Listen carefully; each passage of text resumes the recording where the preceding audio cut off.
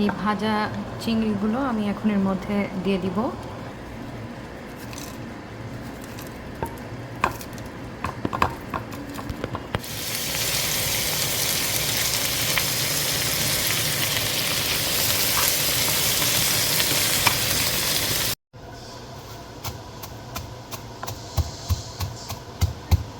আমি মিষ্টি কুমড়ার সাথে মানে মিষ্টি কুমড়ার খোসার সাথে হচ্ছে চিংড়ি শুটকি যেটা আছে সেটা দিয়ে একটা ভর্তা করছি। তো আগে আমি চিংড়িগুলো একটু ভেজে নিয়েছি, নিয়ে এই যে এখন আমি একটু গুঁড়া করছি এইভাবে। আর এইদিকে হচ্ছে মিষ্টি কুমড়ার যে সিল্কাগুলো থাকে সেগুলোর সাথে রসুন, পেঁয়াজ, মরিচ দিয়ে একটু সামান্য লবণ দিয়ে ঢেকে সেদ্ধ করছি।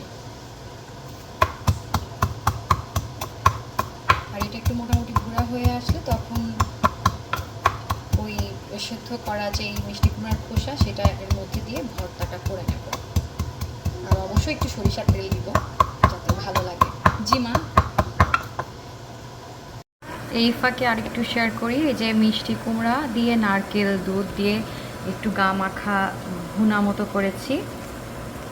আর আরও করেছি এই যে সয়াবিনের সাথে যেই কোয়েল পাখির ডিম থাকে ছোট্ট ছোট্ট, সেগুলো দিয়ে একটু গা মাখা মতো ভুনা মতো করেছি।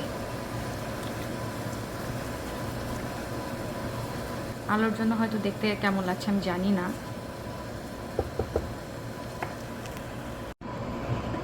মিষ্টি কুমড়ার যে খোসা সেটা সেদ্ধ করে এই যে এর মধ্যে দিয়ে দিয়েছি চিংড়ির মধ্যে। আমি দেখাই যে চিংড়ির গুঁড়াটা নিচের দিকে চলে গেছে।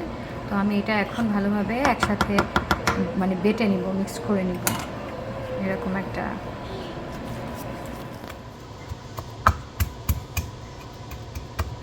এর মধ্যে আমি এখন একটু লবণ দিয়ে দিব। সেদ্ধ করার সময় যদিও মিষ্টি কুমড়াতে একটু লবণ দিয়েছিলাম, কিন্তু যে চিংড়ির জন্য এখন তো দিতে হবে।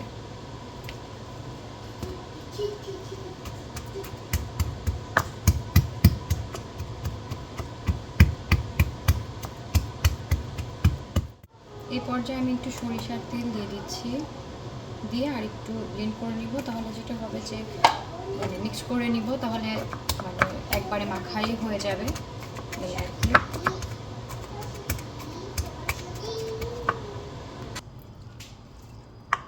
আমার ভর্তা মিক্স করা হয়ে গেছে।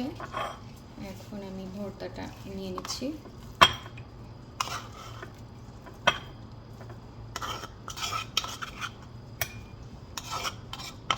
কেউ যদি মিষ্টি কুমড়ার ভর্তা এইভাবে না খেয়ে থাকেন এরকম চিনি শুটকি দিয়ে, আমি বলবো যে একবার একটু ট্রাই করে দেখেন।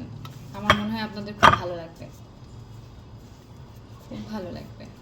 তো এইটাই আজকে আমার রাতের প্লাস হচ্ছে সেহেরির খাবার।